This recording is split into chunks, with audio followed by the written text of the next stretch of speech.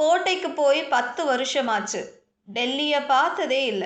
திமுகவுக்கு தேமுதிக ஓகே சொல்ல இதுதான் காரணம்.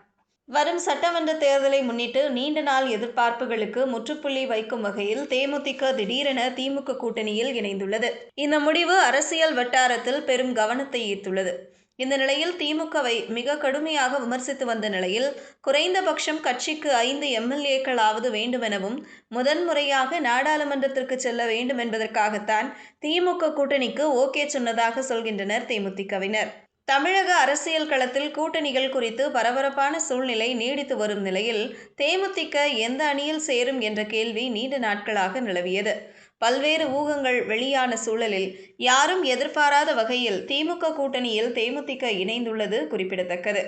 கட்சி தொடங்கியதிலிருந்து 20 ஆண்டுகளில் முதன்முறையாக இந்த இரு கட்சிகளும் ஒன்றாக செயல்பட உள்ளன.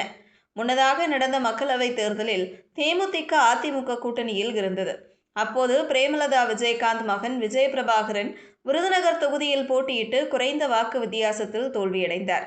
அதன் பின்னர் அடுத்த அரசியல் நகர்வு குறித்து கட்சிக்குள் ஆலோசனைகள் தொடர்ந்து நடந்ததாக கூறப்படுகிறது.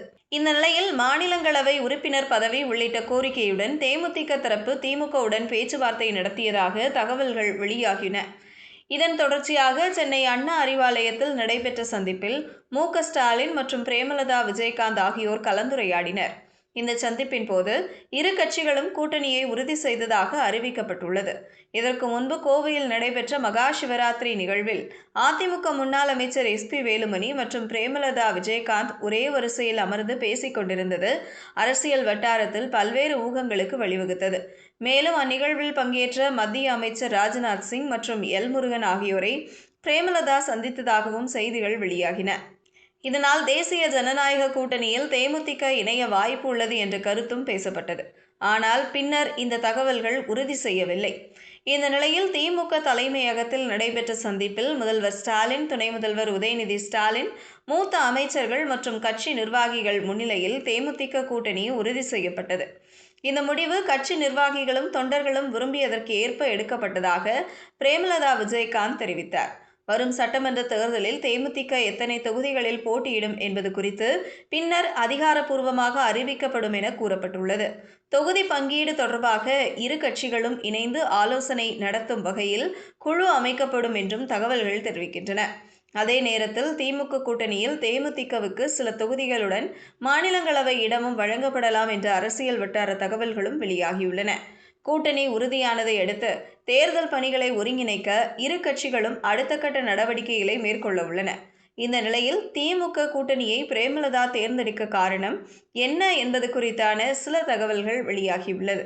விஜயகாந்த் இருந்தபோது 2011 தேர்தலில் வெற்றி பெற்ற போது எம்எல்ஏவானார். அதற்கு பிறகான தேர்தல்களில் படுதோல்வியை சந்தித்தது தேமுதிக. இதனால் கிட்டத்தட்ட 10 ஆண்டுகளுக்கும் மேலாக தேமுதிகவுக்கு சட்டமன்ற உறுப்பினர்கள் இல்லாத சூழல் நிலவியது. மேலும் இதுவரை தேமுதிக எம்பிக்கள் என யாரும் டெல்லிக்கு சென்றதே இல்லை. தற்போது திமுக கூட்டணியில் இணைந்தால் கிடைக்கும் 3 முதல் 5 எம்எல்ஏக்கள் கிடைப்பார்கள். மேலும் முதல் முறையாக திமுக தேமுதிகவுக்கு எம்பி பதவியும் கிடைக்கும் என்பதால் தான் திமுக கூட்டணியை தேர்ந்தெடுத்துள்ளார் என்கின்றனர் தேமுதிகவினர்.